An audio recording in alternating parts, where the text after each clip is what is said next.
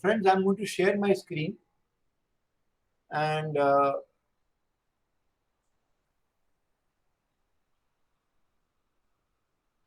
let me start with the most general question that everybody asks. Am I audible and is my screen visible? Okay, great. So friends, today we are going to look at a very, very powerful technique of optimization. A technique which has so far in my research career never failed me in optimization. So I am a huge, huge fan of this particular technique, and I have used it extensively in my own research work. So before we start looking at simulated annealing, let's just very quickly revisit what I had mentioned yesterday about global optimization of multimodal objective functions. If the question I want to ask you is that, suppose from any starting point x in a one-dimensional optimization, where you see on the screen the design variable x along the x-axis and the objective function fx on the y-axis, if you want to ensure that you reach f starting from any x which is not known to you in advance, what strategy will you follow? So I think my colleague, Abhijit had answered this question yesterday, saying that we need to do multiple starts from the domain. Because if you start anywhere outside the two vertical lines which I have shown, you are going to get stuck into either B or D or H, which are the local minima, whereas your aim is to reach F, which is the global minimum of this function in the domain that I have shown you. So that's what we need to do. And therefore, we need to do multiple starts from various initial values of X. Correct? So that is very cumbersome and it's unreliable. You are never sure that you have done it. So therefore, what you need is a non-greedy algorithm. Now, why do the classical methods fail in this particular environment? They fail because they are greedy. And when I say greedy, what I mean is that starting from any starting or trial point, they have only one ability, and that is to slowly converge towards the local minima or local minimum in the vicinity, because in every iteration they would like to have improvement. Whereas if you want to climb out from the local minima and go to the global minimum, or if there are more than one global minima, then you need to have a non-greedy algorithm. What is non-greedy? Can someone help me by discussing what is meant by non-greedy algorithm for optimization? Anyone in the audience, please?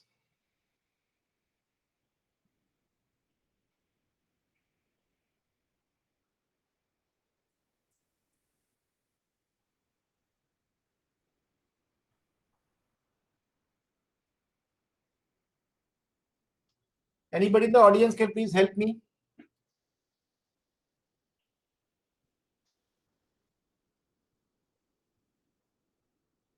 So are you guys there or not?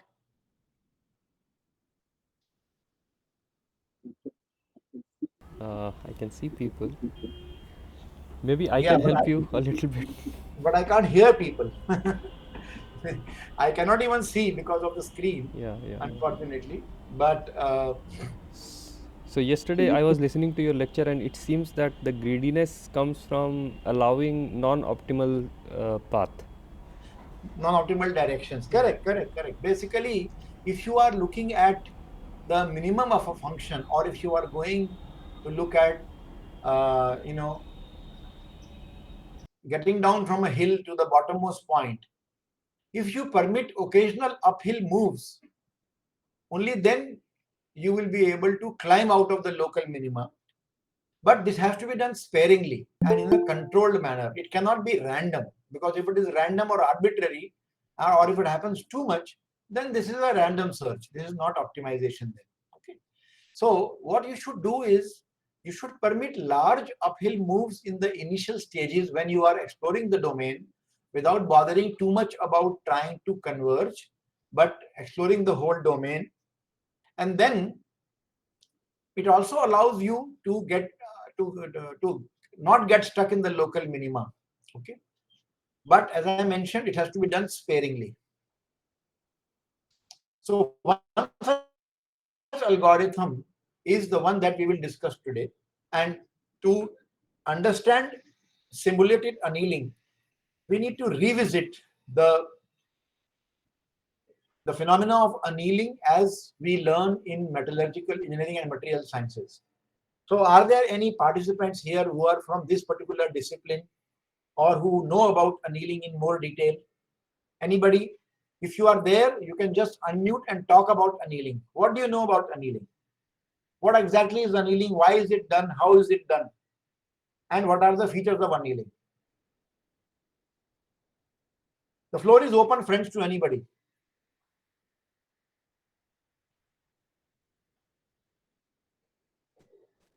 So it's a heat treatment process that changes the physical properties of a material.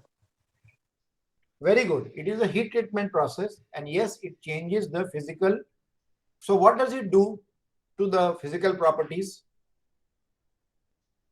Like it will increase the ductility or reduce hardness. Very good. It will Like that. make it more ductile, or it will reduce the hardness. What is the purpose?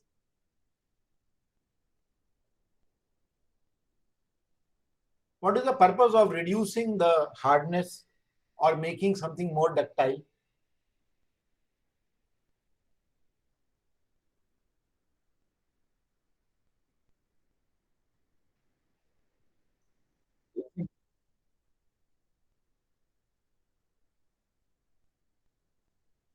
Correct, correct, correct. That's a very important observation. We are not going to increase ductility for ductility's sake. Okay, ductility, as you know, is the ability of a material to be drawn into wires. So that is not our purpose. Our purpose is exactly what someone just now said, that while cold working on any material, we normally induce stresses, and those stresses have to be relieved. Otherwise, the material might start behaving badly in service. There may be cracks. Okay. So in metallurgy, annealing is a type of heat treatment that causes changes in the strength and the hardness. The process of annealing is very straightforward. Every material has a particular temperature called as a critical temperature, which is almost equal to its melting point. Almost. Okay. So you have to heat this material above a critical temperature. This varies from material to material. And then you have to maintain that maintain some temperature for some reasonable amount of time, and then you allow it to cool slowly. So three things are important. Number one, heating it above or up to a critical temperature, keeping it at that time for some time. This is called as soaking, and slow cooling, not quenching or sudden cooling. The purpose is to induce ductility and soften the material, and also to relieve the internal stresses. So how does it happen? So features of annealing are very important to be understood. The structural properties of the material, actually they depend on the rate of cooling. For example, if you slowly cool the liquid, okay, slowly enough, then because you are giving energy in the form of temperature, the atoms of the material can move freely within the body and try out what are called as various lattice combinations. Each lattice combination has an associated internal energy with it. So if you allow it to freely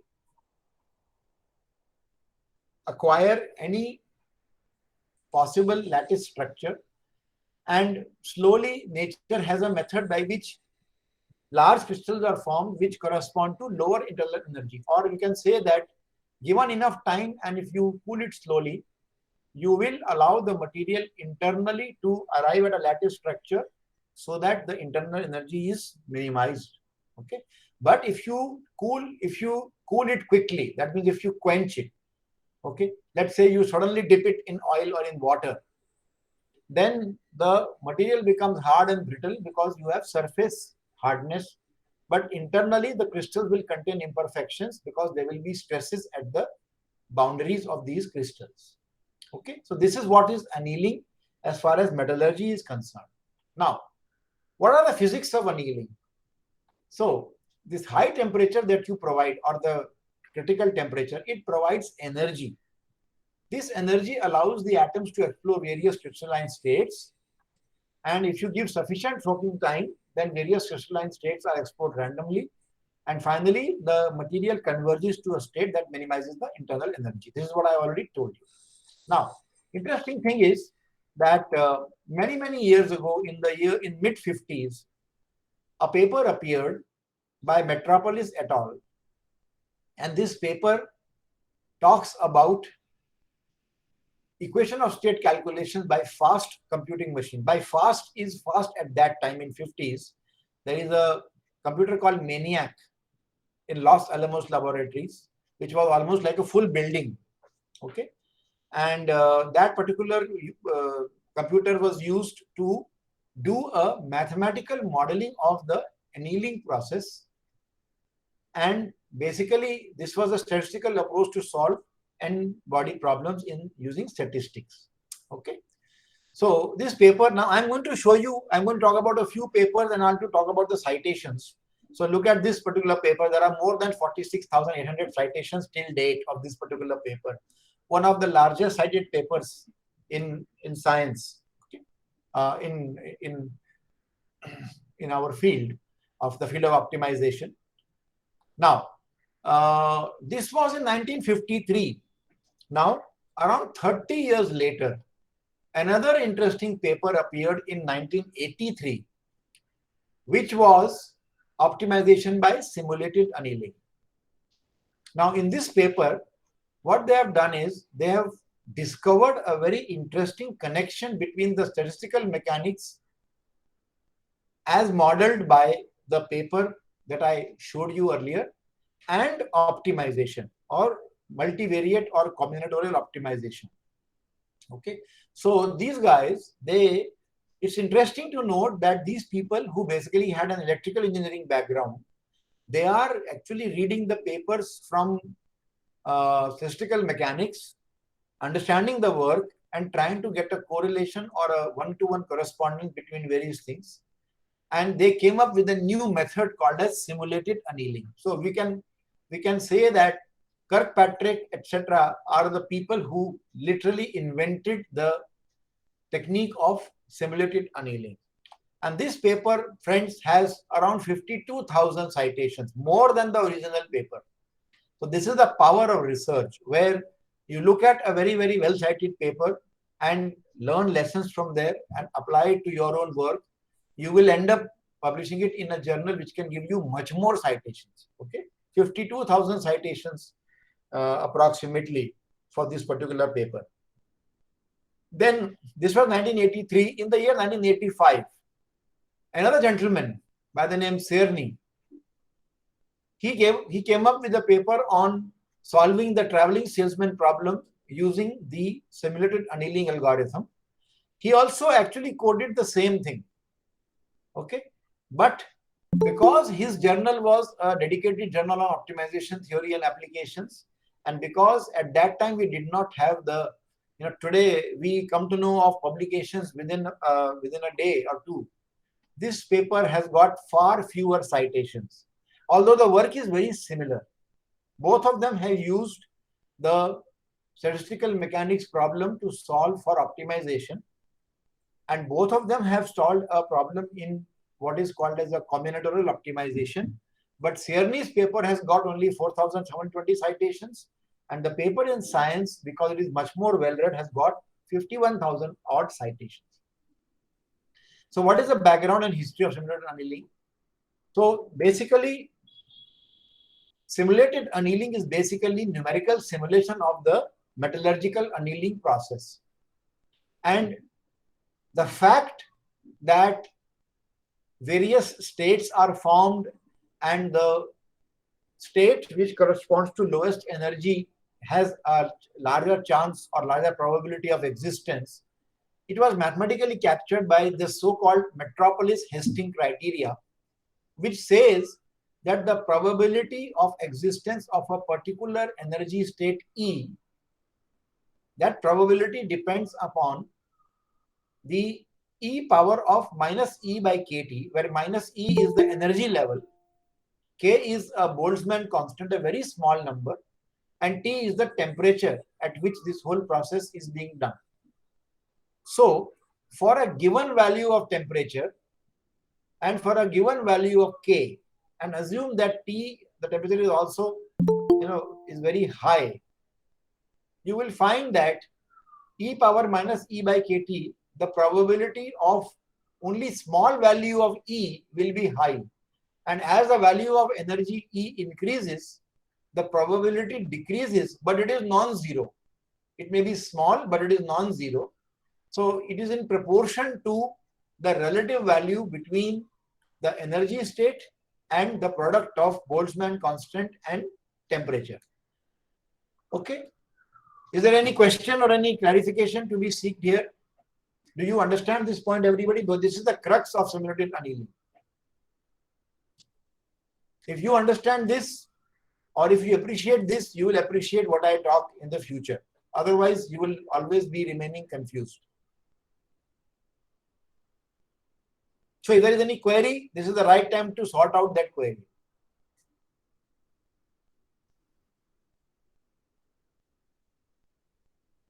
Now let me throw a spanner in the works, so to say. Now imagine that the value of E is very high, that is the energy state. And also imagine that the value of T is also very high. Okay. K is a constant, so let's not worry about it. Although the value of K is very, very small, 10 power minus 23. So let's not worry right now about it because, it is a constant. So suppose the value of T is extremely high and the value of E also is extremely high, or the ratio E by T is a small number. Then you will find that the probability is also quite high. It's not very low. Okay, but if the relative value of capital E and capital T, if the relative value of capital E is small compared to capital T, then the probability becomes low. Okay, so therefore, the probability of existence of a particular energy state E is a function of its relative value with the capital T, the temperature at which it is there. So at very high temperatures, even large energy states will have a good probability of being existing. But if the value of E is much small compared to T, then the probability of existence will be very small. And if T becomes very small, then even a very small value of E, you will have a low probability of existence. E has to be very, very, very small at small t for the probability to be a decent number. So this particular criteria, called as the Metropolis-Hastings criteria, it simulates the possibility of existence. And Kirkpatrick and company, what they did is they found a one-to-one correspondence, as I mentioned, between the thermodynamic simulation proposed by Metropolis et al. In 1953 and the combinatorial optimization application of this technique as proposed by Kirkpatrick et al. In 1983. So what is the correspondence? The various system states that you see in the Metropolis simulation is equal to various possible feasible solutions or candidate solutions. As you know, in optimization, you are supposed to find the best combination of feasible solutions that gives you the best value of objective function. Okay, so each system state which corresponds to a particular level of energy E of a combination of the design variables or the atomic positions is the system state, and there are hundreds and thousands of system states which are possible. Among them, we need to find the one which is the best. The energy that you see is equivalent to cost or the objective function which is to be minimized. The change of state or going from one energy level to the other energy level by recombination of the atomic positions is called as going to a neighboring solution from a current solution. And the temperature that you see there is a control parameter for optimization. And we normally call it temperature only. But please understand that there's nothing like a temperature for simulated annealing. Temperature is basically a control parameter, it has to be very high in the beginning, and then later on, as you will see, it is iteratively altered. And finally, if you have a frozen state or a state where the energy, the solution converges, and it is not an optimal solution, that could be called as a heuristic solution. Okay. So now I would like to present the algorithm. And once again, friends, at any point of time, please do not hesitate to interrupt me and ask questions. Otherwise, I don't even know whether I'm able to, you're able to hear me or not, because many a times I may lose my connectivity and I will not know whether I'm audible or not. So I would like feedback at every point, please. Okay. So maybe you can just say yes, yes, and that is enough for me to continue. So is it okay to continue? Yes, sir. Okay. Yes, sir.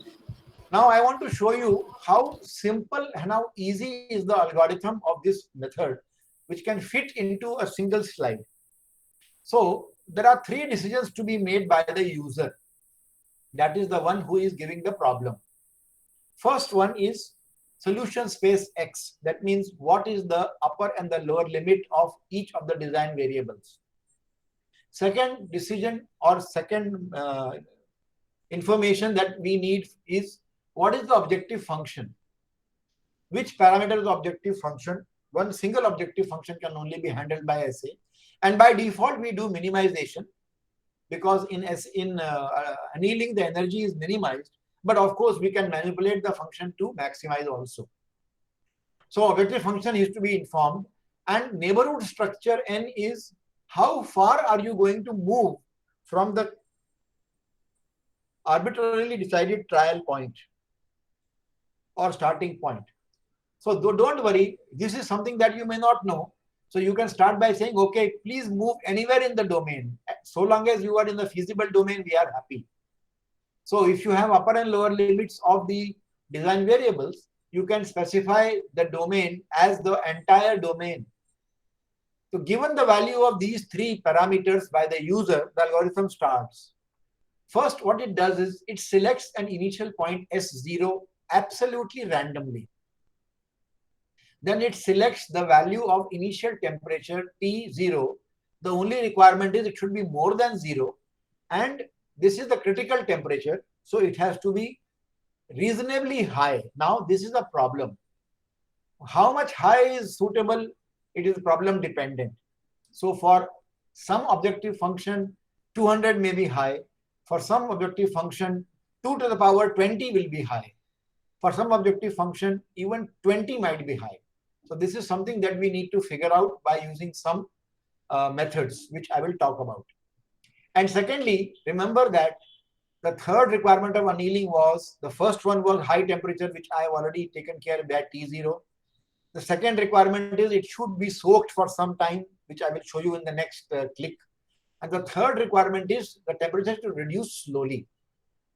So alpha is a temperature reduction function which the user has to, or which the optimization expert has to decide. And that is basically the amount by which temperature is reduced in each iteration. Okay, so it could be logarithmic function, it could be linear function. In most algorithms, we use a simple linear function. So T new will be equal to alpha into T old. That's it.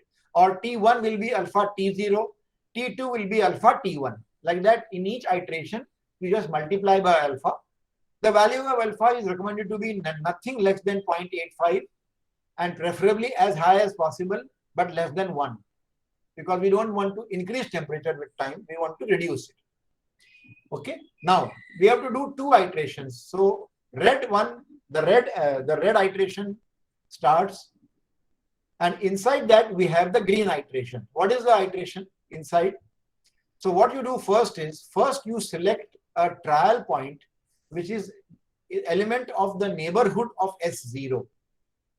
Remember, S0 is decided arbitrarily, and also remember that the neighborhood is specified, but it could be the entire domain.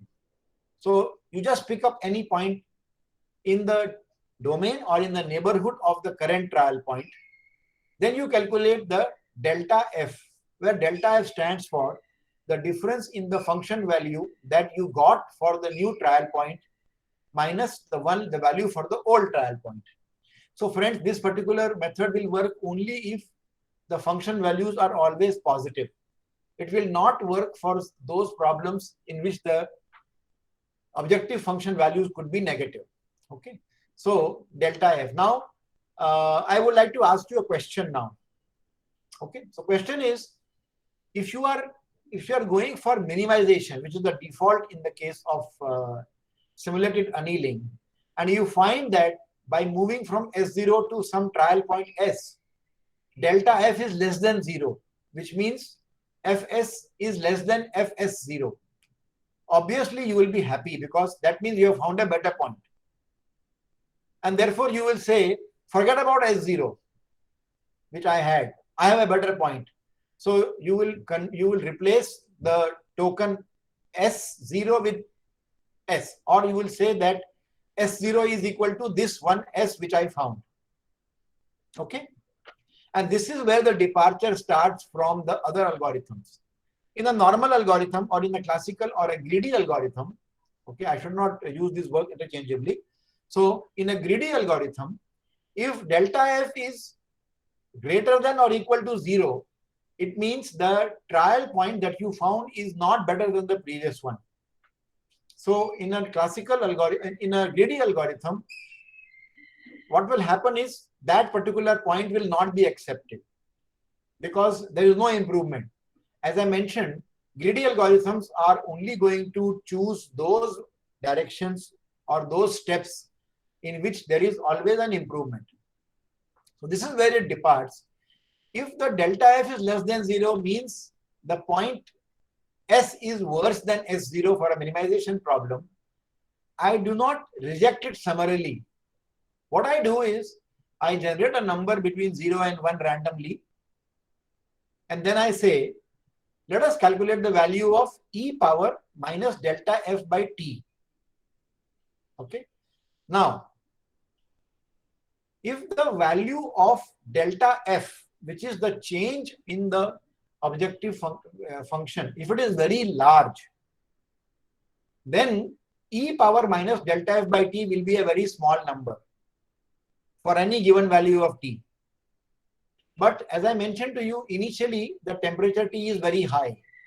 So therefore, even delta F being large or even large deviation or large worsening from the current trial point will be accepted because the value of e power minus delta F by T is likely to be more than a random number between 0 and 1. Okay. Okay. So this is called as a metropolis criteria. Right?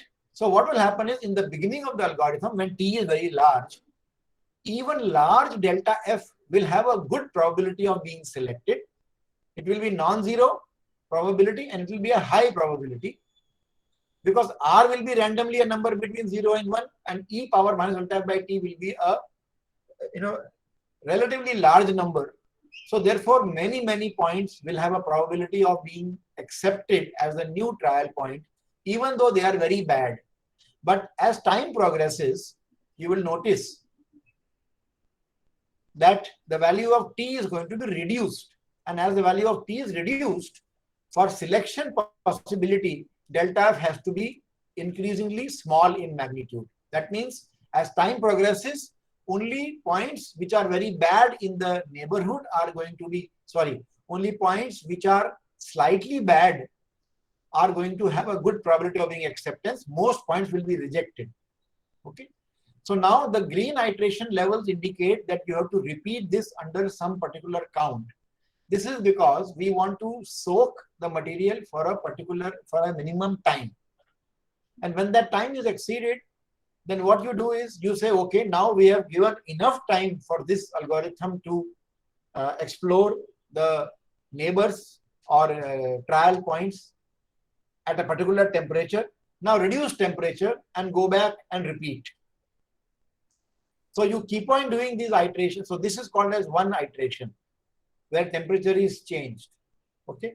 And then you keep on repeating this particular process until you reach the stopping condition. The stopping condition could be computational time exceeded. It could be number of function evaluations exceeded. It could be that in the last few iterations, I'm not seeing net improvement more than a particular value. So is it worth continuing? Maybe not. So you stop. There could be many ways of stopping. Now, when you stop, in your memory, you will always have the point which is the current point. That current point will then be considered as the approximation to the global minimum solution, and the algorithm comes to an end. So that's all. This is the complete algorithm for simulated annealing. You can see it's very easy to code and very easy to incorporate. There is hardly any work to be done. The only mathematical expression is this metropolis criteria, which has to be coded. And of course, there are a few other improvements and tweaks and bells and whistles, which I will talk about. So does anybody have any question regarding the algorithm? We can take it at this point.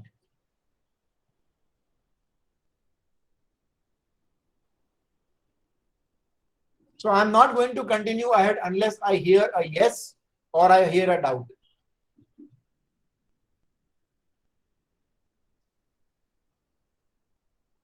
Is the algorithm clear and is the reasoning for every step clear? If not, you should ask and I'll be happy to explain.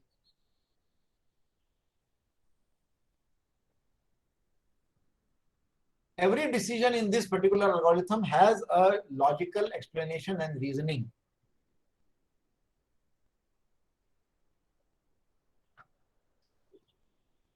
So come on, guys, I'm now waiting for your input.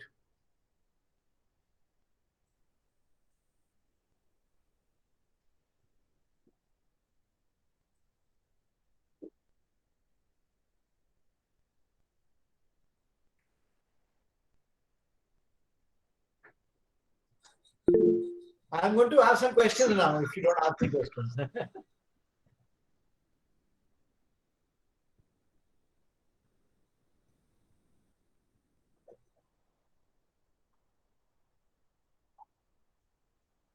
Yeah, that's all right. No problem.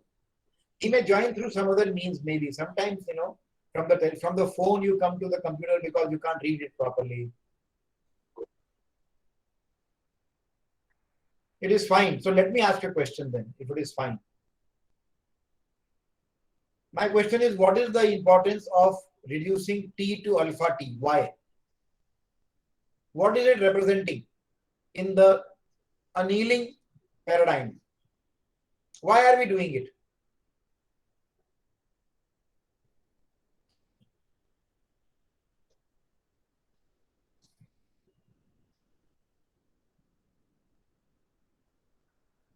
Sir,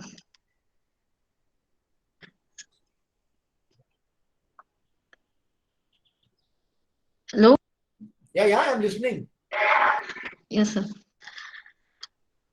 Sir, sir, it could means in another paradigm, it could means the temperature should means it could help in varying the temperature according to means our requirement means.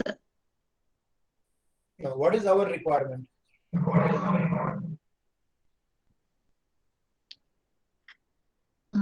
Let me put you some other way. What happens if you put alpha equal to 0.2 or 0.1?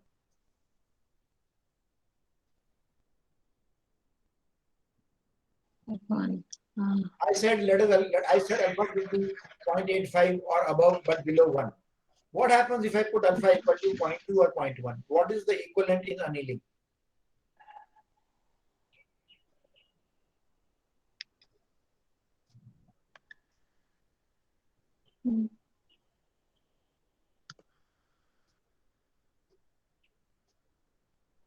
So it could reduce if the value of alpha will be less. It will reduce the value of the temperature and Yeah. So what is no? wrong with that?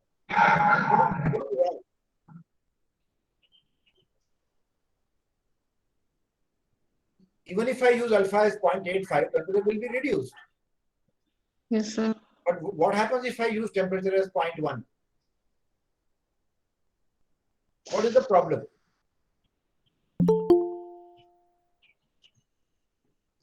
Can anybody So else answer? the I mean, if you, yeah, you can answer, but it's not that you are the only bakra.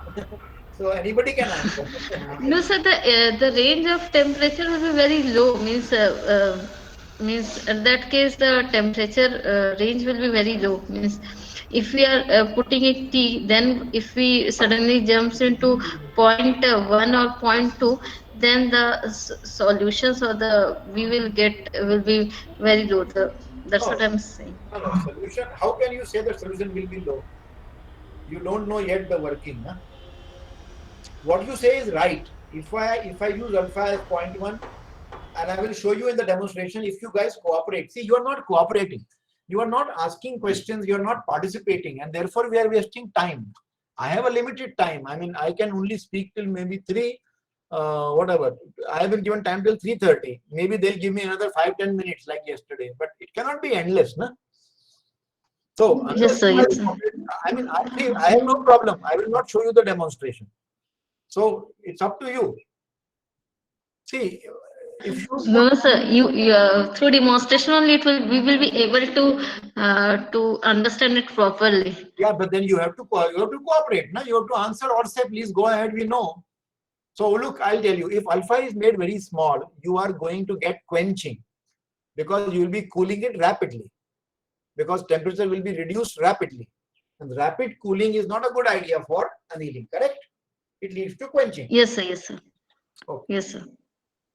All right. So let's go ahead. Features. It's a non-greedy algorithm. It doesn't use any derivatives or Hessian, etc. Sir, Yeah. no, Yes. sir, can we relate this algorithm with a genetic algorithm, or is there any difference? No, there is absolutely no connectivity between GA and SR. Nothing at all. Both of them are on different. They are both based on different approach. One approach is to maximize the fitness of a function, that is genetic algorithms. The approach here is to minimize the energy. So here you are simulating annealing, there you are simulating evolution. So absolutely no connectivity. Okay, suppose I want to apply this kind of algorithm for the optimization technique, like we are applying the gradient in machine learning. So can I apply this algorithm That is exactly as why one of the optimization algorithm? that is exactly why I'm taking this lecture. I mentioned to you in the beginning that whole of my research career spanning 35 years, this algorithm has never failed me, Okay. including in my own research as a PhD Mm. student. So whole career of mine has been built on this algorithm. So I can vouch for it. And I through demonstration, if you allow me and if Thank you, you sir. cooperate, I would like to prove to you that it will never fail, whereas other algorithms will fail. So yes, there are limitations to this method, which I will talk about, but Okay. it's a very powerful algorithm for optimization. Okay. Let's go ahead. So it's a non-greedy method. It doesn't require derivatives. Okay. And you can use it for multimodal functions, discontinuous functions, noisy functions. Because in many cases, you might find that certain combination of design variables may not represent a solution or a feasible solution. In fact, forget about feasible. They may not represent a solution at all. There are problems like that, which are called as discontinuous functions. Or there are problems, and I will show you one small example, where it's very noisy, lots and lots of peaks and troughs in a small domain. So for such functions, classical methods will be a complete disaster. These methods are very simple. And now I don't have to talk about architecture. I showed you the whole algorithm fits in only one page. And this is the best part, friends, that convergence to global optimum is guaranteed. It is mathematically guaranteed. Okay. I repeat, convergence to the global optimum solution is mathematically guaranteed by simulated annealing, and there is theory behind it. Unlike genetic algorithms, where many people say that there is no mathematical proof of the GA to converge. It works. People have done a lot, and I have also used it extensively. I know it works, but I do not have any mathematical proof. For SA, there is a mathematical proof. The only problem is that if you really want absolute global optimum, then you need to give it infinite function evaluations. And that means that it is impractical for any real life problem to wait for infinity to solve one problem. Okay? So therefore, what we can do is we can compromise slightly in the global optimality and still be sure that it is most likely optimal. Okay. Now, I'm not talking through thin air. There is a textbook in which, using Markov chain theory, it has been proved that a properly set up simulated annealing algorithm definitely goes to the global minimum, global optimum. Okay. And there are more than 6,000 citations of this particular textbook. But let's not worry about all this, because this is the mathematicians' domain who are looking at absolute convergence rule. We are practitioners, we are users. We can manage with near global optimum solutions, good enough for our problem. Some parameters. So I mentioned to you solution space, objective function f, they are user defined. Neighborhood structure, don't worry, it can be adaptively modified. Initial point SO, don't worry, it can be selected at random. Initial temperature T0 and the temperature reduction factor alpha. This ensures proper annealing, and this is a problem. This is not something that can easily be given to you. This is problem dependent. This is problem dependent. As I mentioned, for a particular problem, a value of T0 of 20,000 may be too small, and for some other problem, a value of T0 of 20 may be too large. Similarly, alpha could be 0.85 enough for some case, but you may have to make it 0.9 or 0.95 or 0.99 for some case. So this is where the problems start. This is not something that is easily available. This has to be tuned. And then finally, stopping criteria. There is no mathematical stopping criteria. You stop the algorithm when your time runs out, when your patience runs out, when your number of function evaluations run out, or when you are happy with the improvement in the function over last so many generations or last so many iterations. Okay. Any questions about the parameters before we go ahead?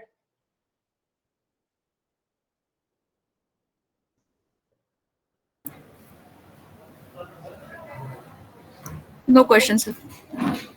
Okay, let me give you a small demonstration of the working of simulated annealing, and I'm going to do it for something called as hill climbing. So in this particular image, the x-axis, although it's not shown, you can assume that the leftmost corner is 0 and the rightmost corner is 1, and that is a design variable lower and upper limit for a single variable. And you can assume that the y-axis value is the objective function value. And because I'm doing hill climbing, I would like to maximize. So that means my aim is to somehow come to this particular solution, right? Where the peak is there. And at arbitrarily, my starting point is somewhere here, which is near a peak, but it is not the absolute peak. Okay.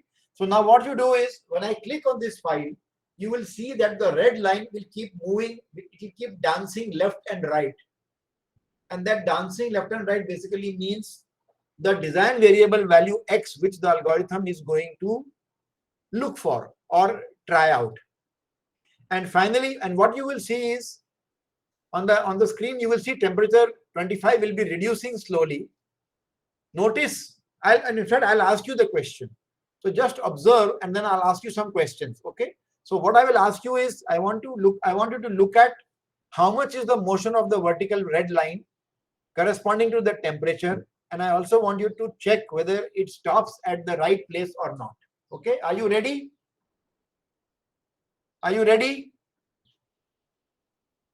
Yes, sir. Okay. Disaster. So the hyperlink is not working. So I'll have to link it to the right file.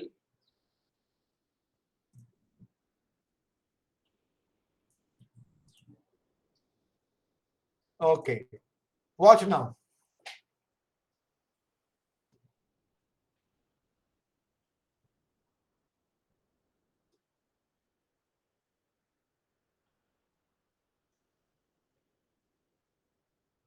Watch again.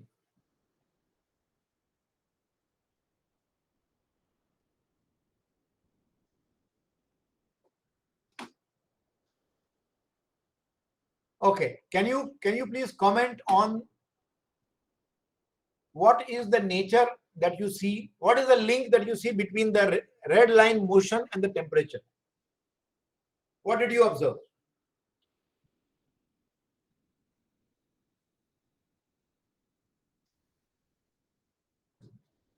Maybe I'll show you once again. Is it visible or not? Yes, sir, visible. Okay. Watch once again.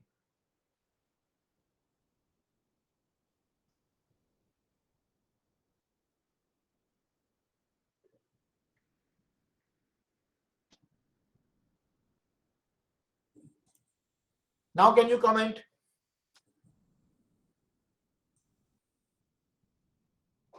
What did you observe?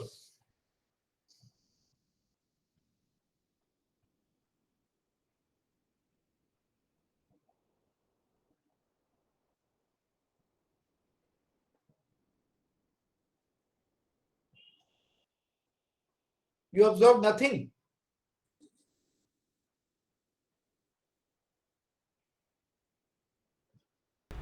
So it seems like the yes, someone. It's getting stuck.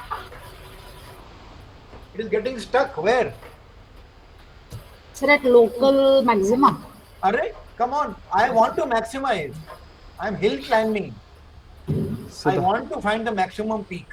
so the higher the temperature, the more randomly it is moving.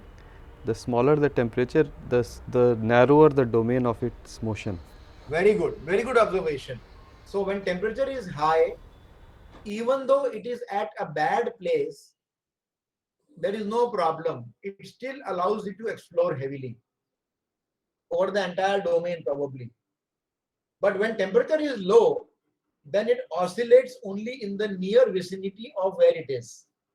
So initially when temperature is high, we allow it to go all over the domain because we are going to have high temperature, and therefore even a large value of delta F will not lead to rejection but acceptance of the new trial point. But as temperature keeps on reducing, you have to be either slightly bad or better if you want it to be. See, better points are always accepted, but slightly worse points are accepted if temperature is low, and even very bad points are accepted when temperature is high. So therefore, it was oscillating all over the domain in the beginning. Slowly the domain exploration was reduced. Once in a while, it still went to out of the vicinity, but finally when temperature was very small, it was oscillating only near the vicinity, and then it converged to the optimum. I'll show it to you once again so that you don't believe me, you see yourself.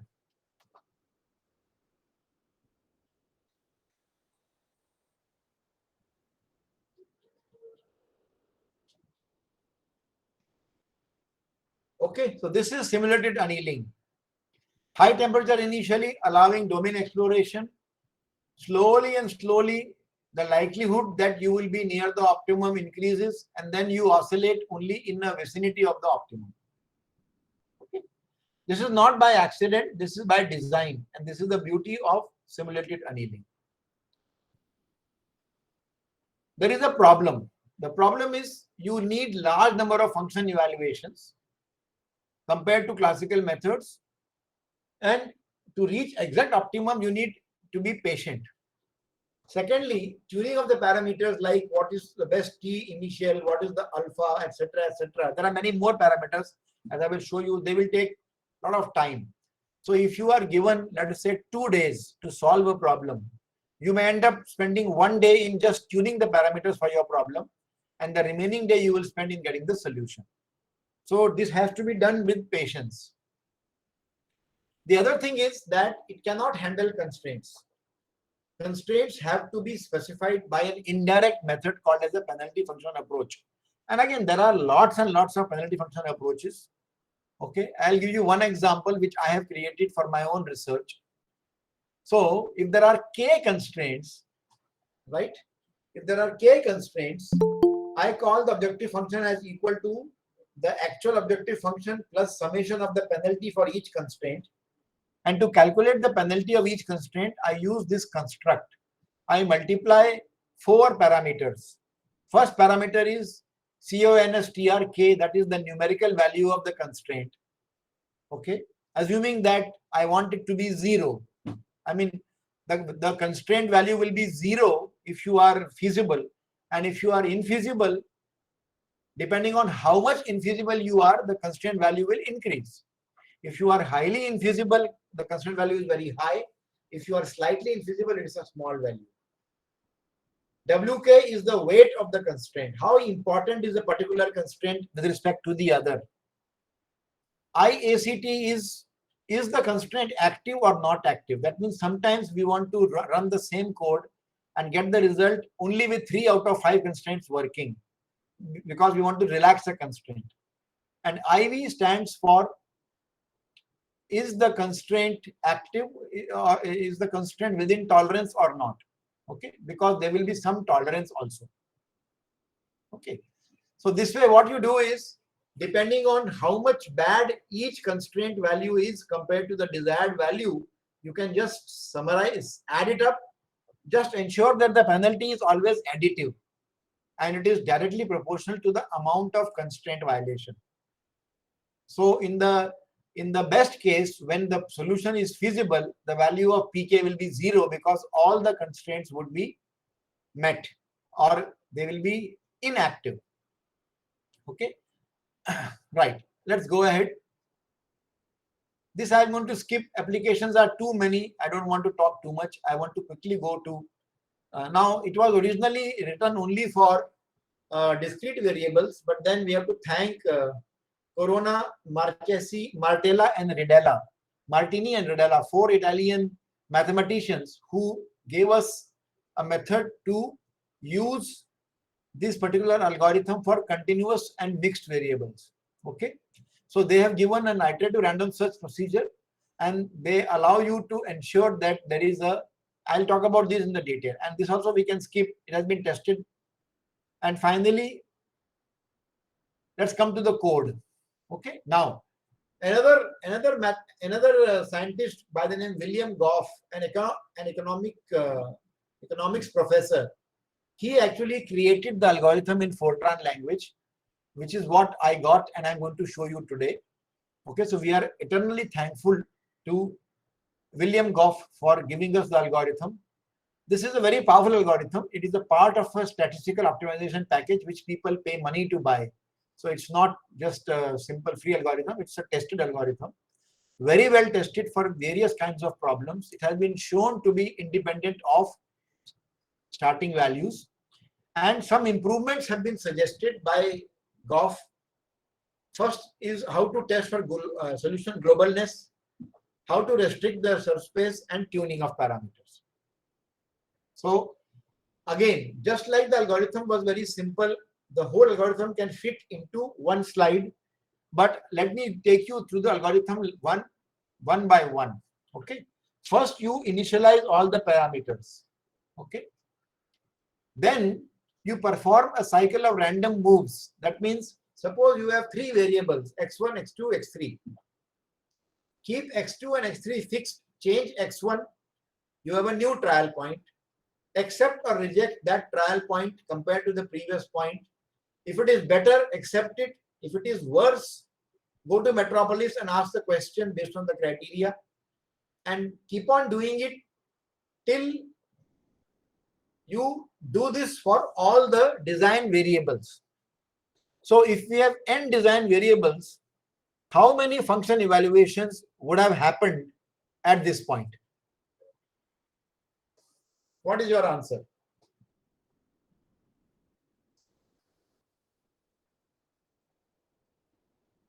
If we have n design variables, how many function evaluations would have happened till this point?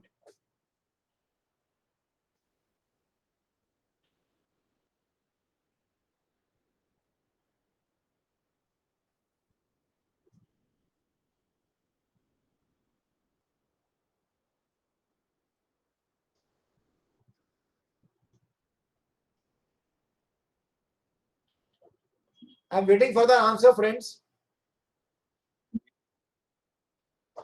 Actually, not minimum n, it will be totally n only.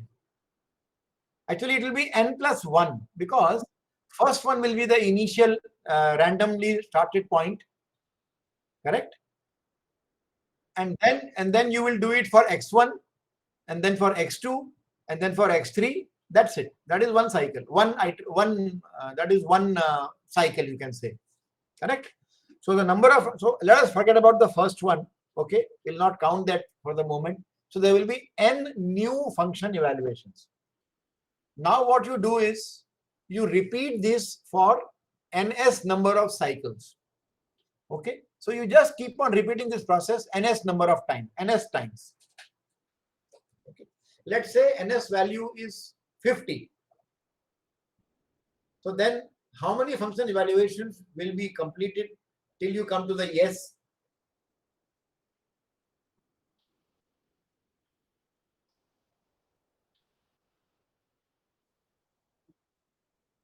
n, correct. Or you can say n into ns, correct.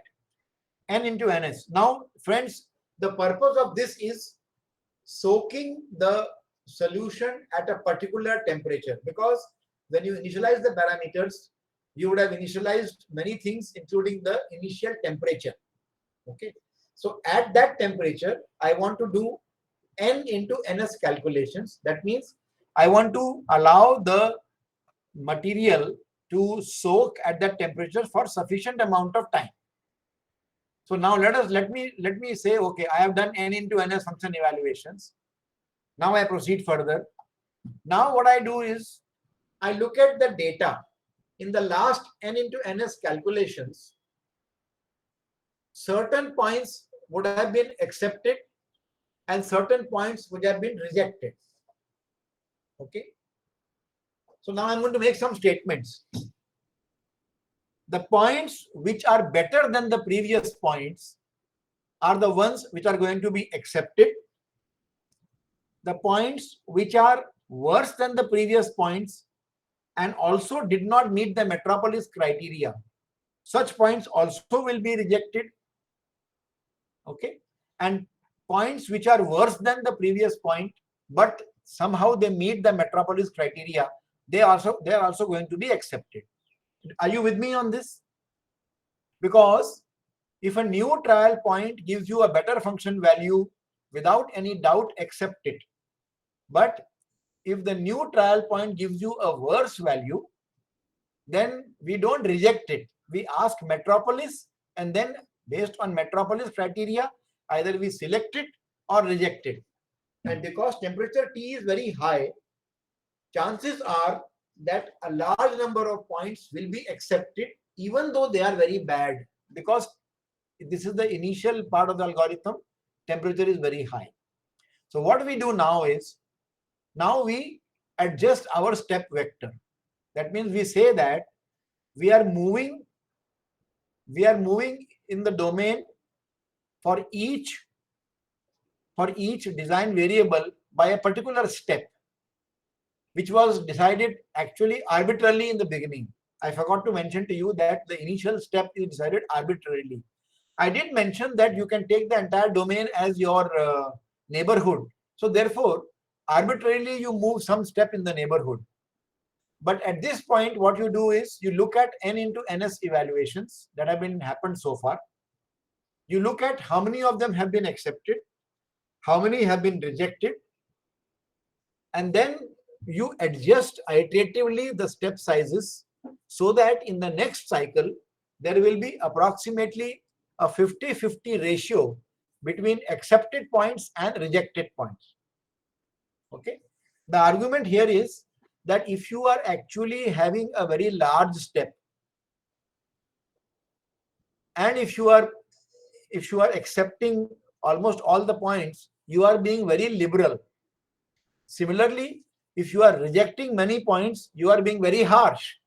So a common ground would be to be medium. That means I have a 50-50 ratio approximately between 40 to 60%. So there is a method in the algorithm to adjust the step size so that nearly 50% of the points are rejected and accepted in the next cycle. Now we come to the next step.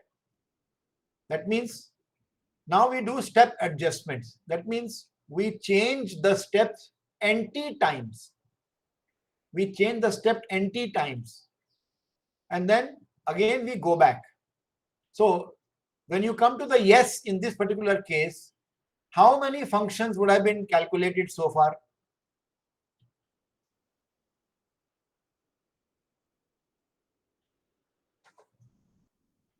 To reach yes, how many function evaluations would have been done?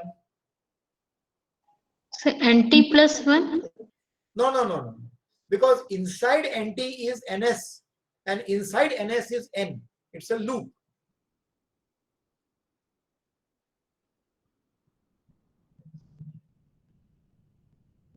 It's not additive, it's multiplicative, right? Because every time you do a loop and there is an outer loop, the inner loop will be outer loop times inner loop. And now there are two loops. One is a cycle loop, the other is the step adjustment loop.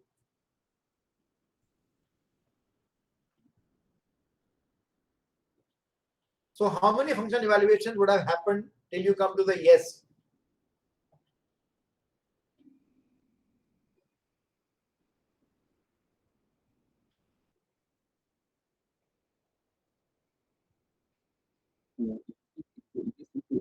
Exactly. I don't see what is the problem. N into NS into NT. Because in the first loop there are N. In the second loop it will be N into NS. In the third loop it will be N into NS into NT. Okay. Now is the time for you to say, okay, I have done enough at this temperature. Now I need to reduce the temperature. Okay. So you do now T equal to alpha times current T. And now make all these numbers equal to 0. Okay. And then you again go back and repeat. Okay. Now when do you stop? You stop this whole process when the stopping criterion is satisfied. Okay. So stopping criterion, as I mentioned, could be anything that you decide. It could be number of function evaluations. So you can say that if N into NS into NT exceeds 10,000, I'm going to stop. Or you might say, if the computational time from the time I started to this point, if it is 3 hours, I will stop. Or you might say that in each iteration, when the temperature is changed, I keep a track of how much is the function improvement in the last, say, 3, 4, 5 iterations. If I find that I have not had much function improvement, I'll say, let us stop. This is going nowhere, let us stop.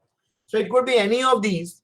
And I also forgot to mention one thing, that throughout this calculation, if you come across any solution which is better than the best obtained so far, you say hooray and you put it in the box as best so far. So when you come out, the end will be whatever answer you have in your memory as the best so far. That answer will be the solution. It might have come in the first cycle.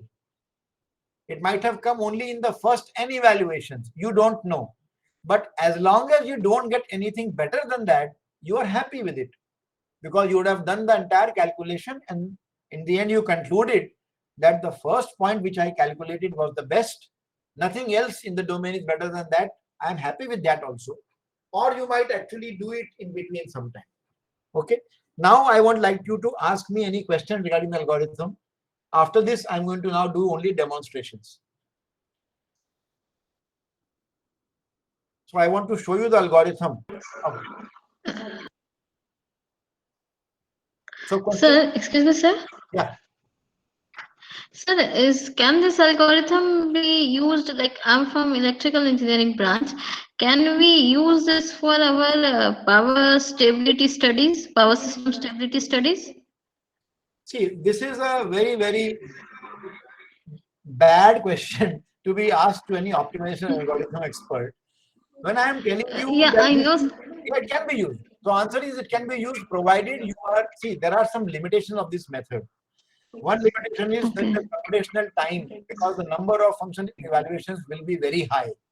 So you should have a very heavy heart, Okay. very strong heart. You cannot say that my Okay. function evaluation takes 2 hours. Then it will need 2 Hmm. million evaluations. You will need 2 million hours to calculate it. Okay. So as long as you are, Okay. because the number of function evaluations n into ns into nt is going to be very large. Okay. Okay. So Okay, yes, sir. Thank the you, sir. answer is, so this algorithm has come to us from electrical engineers for optimum placement of transistors on a chip. Okay, so it has been developed by electrical VLSI integration people. So the answer is yes, it can be used. I have used it for all kinds of problems which I have encountered for optimization in my life, and it has worked every time. Okay, next question. Any question about the Thank you, sir. algorithm? If you understand the algorithm, we can go ahead and do the demonstration, because it will be easy for you to understand what is happening. Okay, shall we go ahead?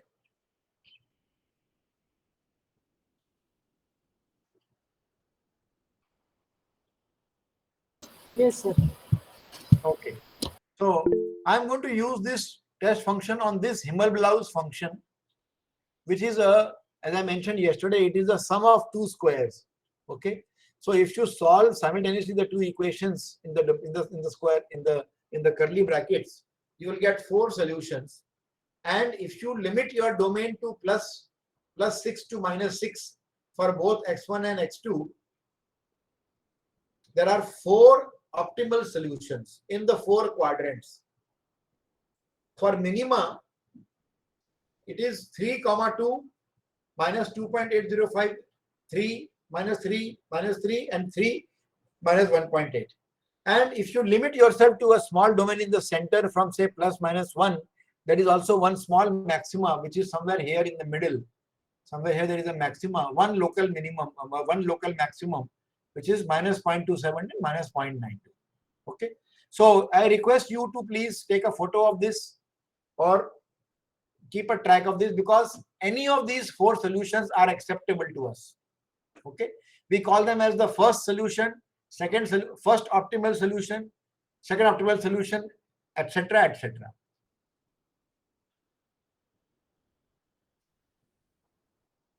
Okay. I come to the tutorial now.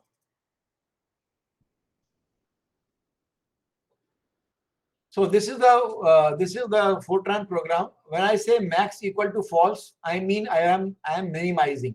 Okay. So let me first show you the input file. So the first and the second lines are just comment cards, nothing to be important. iPrint is a variable that is used to decide how much to print. So iPrint equal to 1 is medium level printing. iSeed1 and iSeed2 are 2 randomly decided numbers, which are the starting point for the for the sequence of random numbers. So these numbers, they can be arbitrarily changed, and they should be changed to check the algorithm. Max eval stands for maximum number of function evaluations permitted. T stands for the temperature. I'm taking it 10 power 8. RT is 0.85. D0 is only double precision. That's all it means. NS, number of cycles. NT, number of times I do the cycle. And EPS, I'll maybe make it a little bit less. EPS is the maximum or minimum improvement in the function that I expect in the last some 5 or 6 iterations. And these are the starting values of design variables. DVI, first and second 2 variables, lower bound minus 6, upper bound plus 6. Okay. So now I would like someone to tell me, because I want to show you that the algorithm is working, you have to test and you have to prove that I am correct or I am wrong. Give me any 2 seed values which are between, say, between 1 to some 20,000, some rough number. Okay. Please tell me.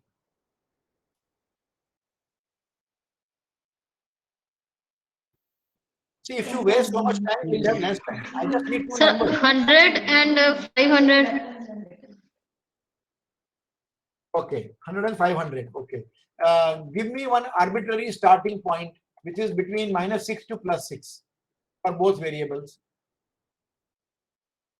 So 2. 2. And then what about the other variable? There are two variables, right? 3.5. 3.5. What's your good name? So Yulia Mitra. Okay. So this is the code. So we will say, I want to give the data from default value. So I'll say 0. Supply x1 and x2. Oh, I'm sorry. We should have gone for files because already it's there in the file. But let us start once again. Okay. So you said 2, minus 3.5. Am I right? So, Yes, sir. yeah. So can you spell your name? So ULIYA, Yulia Mitra, MITRA. That's okay. First name is enough. The code has run. We have a solution. Let us see what is the solution. So this is the solution. There are two parameters. We are not maximizing. We are minimizing. This is the initial temperature, 10 power 5, which is a default value given by me inside the code. I can change it, but I'm just going with it. RT is 0.85, EPS 10 power minus 2, NS 20, NT 5, and EPS 3. That means in 3 successive iterations, if I'm not able to get improvement beyond 10 power minus 2 or 10 power minus 3, I'm going to stop. The starting value, Ulia, is what you gave, 2, 2, and minus 3.5. The initial step length is arbitrary, 1 by 1. Oh, I'm sorry. In my code, I have given lower bound as -3 and +3. So this will crash. This will say, it should say that, yeah, it says it cannot do it because the bounds have been exceeded. So I'm sorry about it. What I will do is, I will change the, I will run it. I will run it from the file because we have already made the file. Na? So let me put file.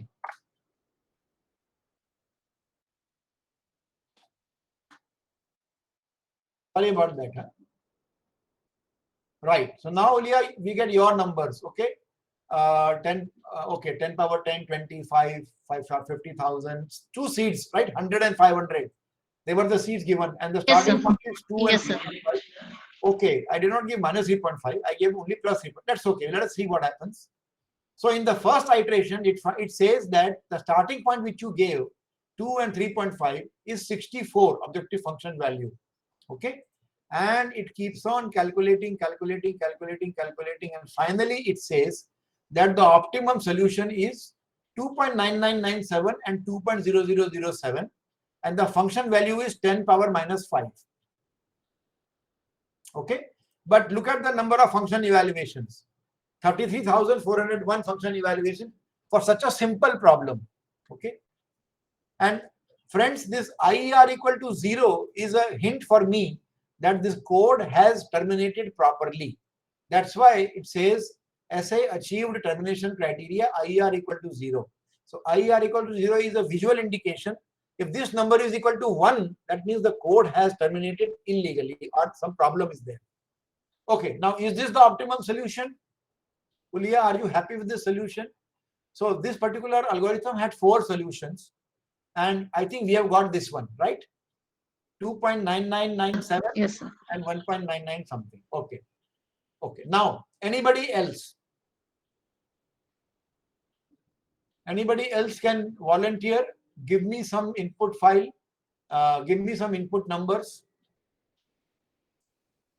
and I'll run it. I will change the seed, and I will change the design variable values, and I'll change whatever you want. So anybody please quickly unmute and mention your name first. Kamlesh Arya. Kamlesh. 150. Kamlesh. Yeah. What is the seed you want? Yeah, 150 and 1500. What is the design variable you want? Between -6 and +6. So -2 and +1.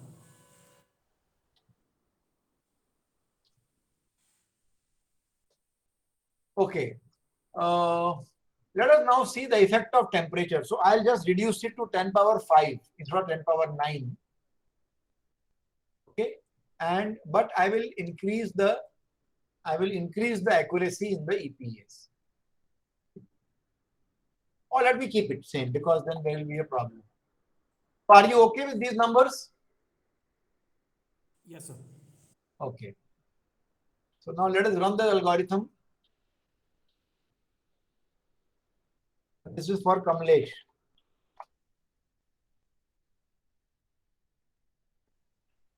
So Kamlesh, we began with -2, 1 for you, seed 150 and 1500, and the function value for -2, 1 comes to be 100.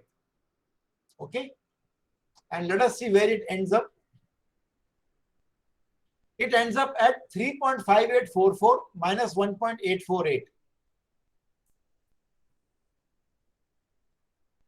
It ends up in X4, X star 4, which is okay, right? Are you okay with this? Are you okay with this? Yes, sir. Yes, sir. It has found one of the 4 optimum solutions. Now you cannot complain that why it did not go to 3, 2, although physically it is nearer to that. That depends upon the landscape of the function. It doesn't matter. As long as you can hit any of these 4, you should be happy. Okay. Now I will do one more iteration of this for anybody else, and then I'll move to the next thing. So anybody else would like to try to make it fail? Professor Pant, this is Amudan here. Yes, Just for illustration, maybe you could start with one of the local minima as the initial point. I'm very happy you did that. I'm very happy you said that. So what we will do is, okay, first of all, Amudan, maybe we can change the seed arbitrarily. So just typing some numbers arbitrarily. Okay. And let us start from 3, 2, which is one of the optima. Correct? So now, what do you think will happen, friends? You are starting from the optimum solution.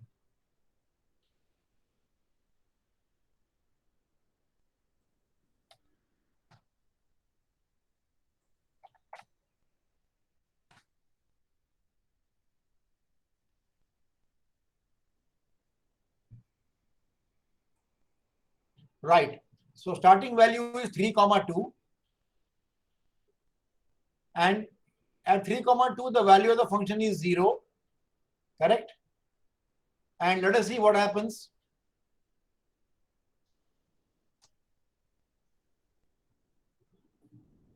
After 23,001 function evaluations, this fellow says that the optimum answer is 3, 2. Okay?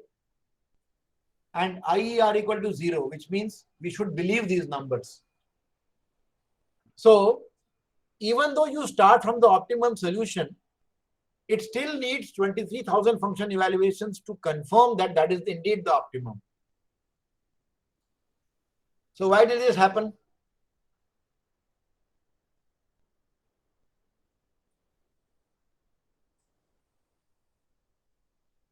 If you start from 3, 2, you should immediately stop now, because that is the optimum. Because we are not greedy and because we are blind. We don't know. Optimality we don't know. All we know is that the function value is 0. Correct? And we have not told the algorithm that, okay, you cannot go below 0. Algorithm does not know. Algorithm looks at this number. So what it does is, it randomly varies the step size between -6 to +6. The step length is 12. Okay. Temperature is 85,000. Okay. It did 200 moves. Out of 200 moves, 98 were downhill and 101 were uphill. They were accepted. Only 1 was rejected. Okay. It kept on doing, kept on doing, kept on doing, kept on doing, kept on doing. It traveled the entire domain and finally told us that 3, 2, where you began, was indeed the best one. Let me show you one more file called as the logbook. I actually also keep a logbook. Okay. So the logbook basically means all the points which are visited by the algorithm are shown. So you can see the first point was 3, 2, the function value was 0. It went to 3.909 and 2. It changed the x1 from 3 to 3.909. It got 40. Then 40 is worse than 0. But this is Metropolis. So accept it. Okay. Then it went to the next one. So 40, 33, 186, etc. It will keep on going in the whole domain. It will keep on traveling the whole. What we can do is we can see how many 23,001 function. What you can notice that towards the end, it is oscillating only between 2.998 and 2.0, almost near 3, 2. It is oscillating there. In the beginning, it is oscillating all over the domain. Okay, so I can actually plot this function and show you how much it is varying. Okay, so I'll do that later. But now I want to demonstrate to you the power of simulated annealing. So what I will do is, we saw that there are 4 solutions. Okay.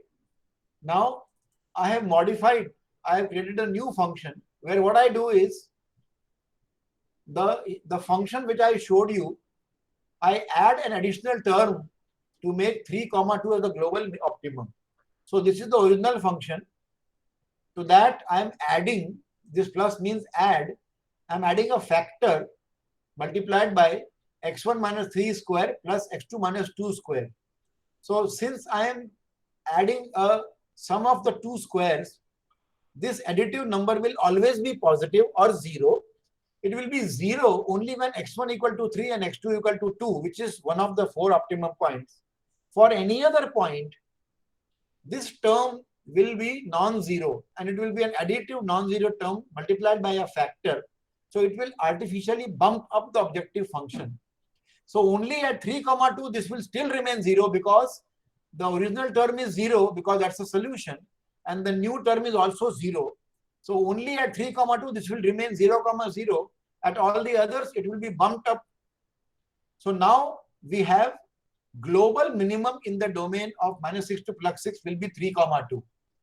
And now, my friends, irrespective of where you start, you are going to get the solution as only 3, 2, including the number that Kamlesh gave a number 1, 2, right? Kamlesh, what was the number you gave? Kamlesh, what number you gave last time? Sir, 1 and 5, sir. No, you did not give 5. You gave 1 and Minus, yes, sir. So what we will do is, last time it went to the other optimum. Now we will check what happens to this algorithm when you give the same starting point and everything else also is same. Okay. So if everything is same, sorry. So it should actually go there. So let us try.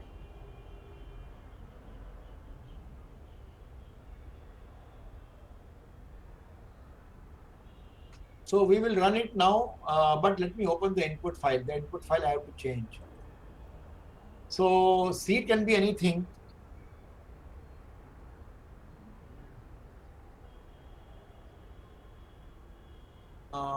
This one was 9 earlier.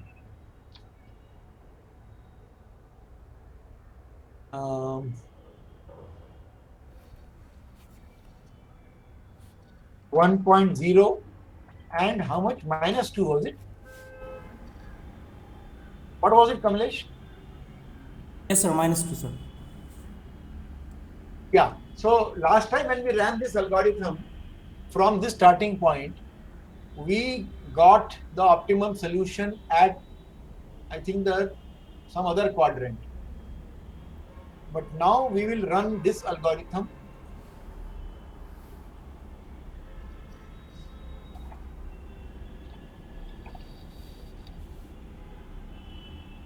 Let's see, Kamlesh, where does it go now? So the function 120, the value of f is 148. Why is it different? Because there is an additive term, right? Earlier it was 100, right? Yes, sir, 150. 150. No, it was 150 or 100? It's 150 and 1500. Yeah. No, that was the temperature. That was the seed value. Seeding value. Yeah. What was the solution? So when you started last time from -2 and 1, it was -2 and 1, by the way, Kamlesh, not 1 and -2. It was -2 and 1. And we were at 100. Okay, now now we have gone to 1 -2. Let us see where it went anyway. So it has gone to 3,2. Okay.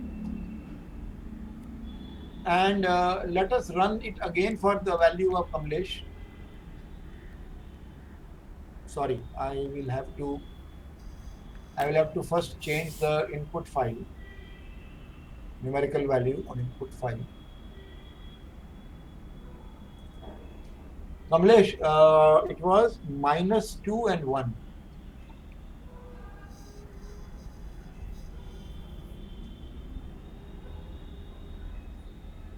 And what we can do is we can delete the file, Kamlesh.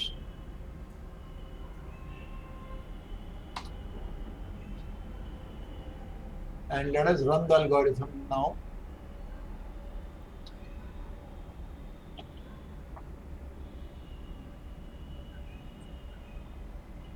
So it was -2 and 1. Earlier you had 100, now it is 100.2599. So this small number 25999 is the penalty which is added. Okay. And where does it go? It goes to 3,2. So now I want people to challenge me. Okay. Tell me any starting point in the domain, and my guarantee to you is that it will definitely go for 3,2. Tell me, anybody. Try to prove me wrong.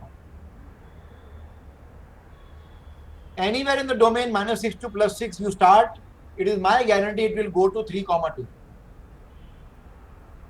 Prove me wrong.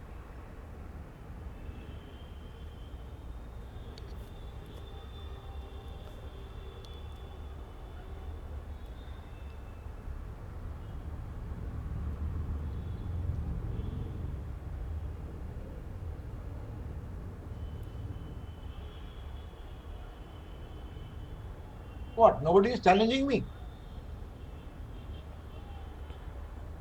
I have done these demonstrations at least 20-25 times, and this is the first time when nobody is challenging me. Okay. Okay. So Harsh wants you to start with -3,2. Harish wants you to start with -3,2. Okay, Harish.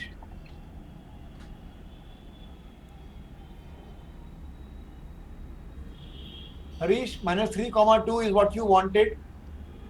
Seeds are 11 and 22, that is as per the file. So -3 and -2 gives 36. Okay. It ends at 3,2, almost, after 19,000 function evaluations.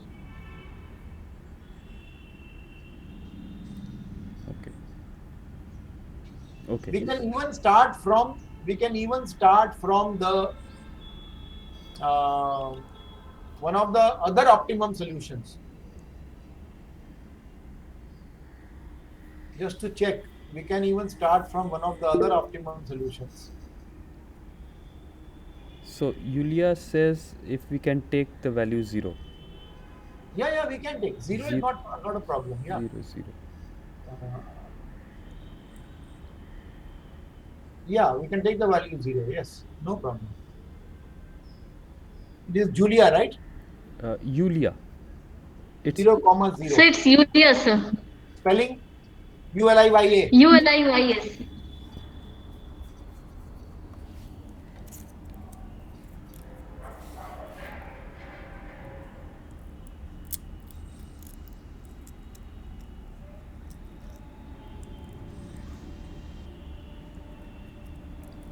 Zero, 0. The function value is 170.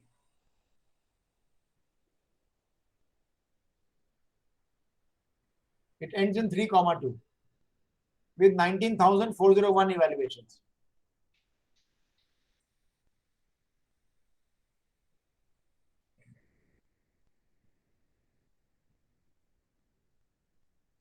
How about 3 comma 2 itself? It will end up there only.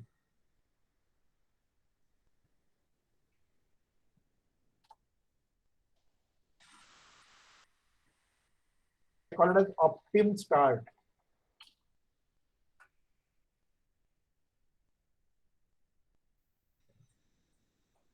Three comma 2 value is 0. This is 0 because it is 0 plus 0. 0 is the function value and 0 is the penalty. Where does it end? 3 comma 2. But it does 20,801 function evaluations. No matter where you start from in the object, in the domain. Now let me show you one more thing. This factor that we have taken, this factor is only 0.01. Okay. Suppose that means I'm adding a very small penalty. Suppose I add one more 0 here. That means I'll be adding 10 times lower penalty. Okay. I think still it will go. Any value, please. Any random value or starting point.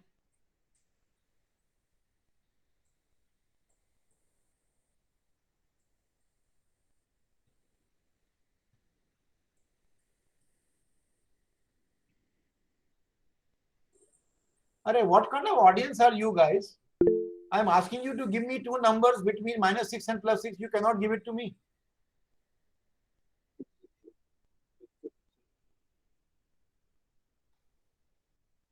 Vaishali.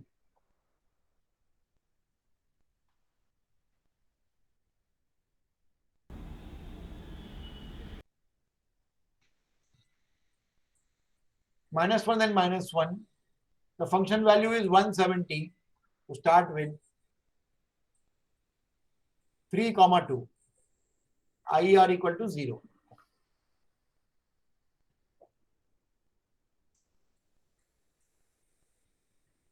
So I think there is enough demonstration. Even if I make it very, very small penalty. Okay. I'll give you one last demonstration. This will be my own value. Suppose I say 3.1 comma 2.1. You are near the optimum but not the optimum. So we will say near opt.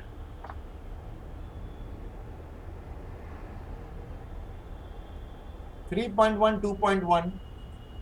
The function value is 0 at 3 comma 2. It is 0.76422 at 3.1, 2.1.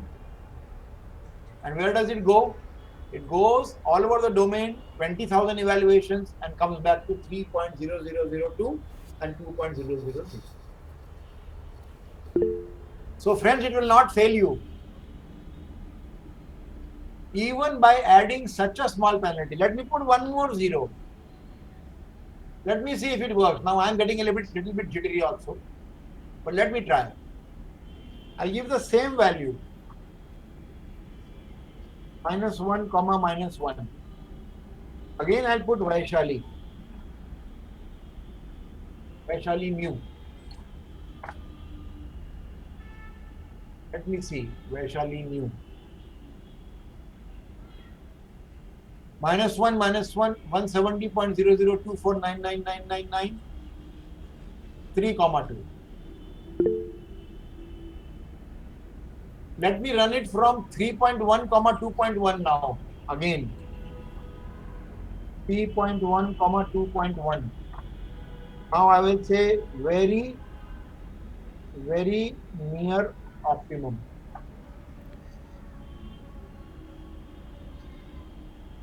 So 3.1, 2.1, 0.76.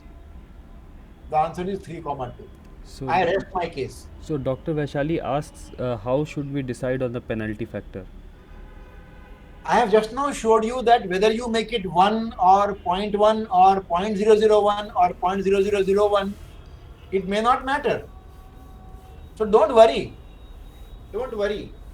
You have to give it a reasonably large number. In this case, I am giving only 0.0001 times and still it is working. What more do you want? This is hardly any penalty, but algorithm is so powerful that it can even distinguish a solution that is very slightly better than other solutions. Okay, so I think I should rest my case now. We have already taken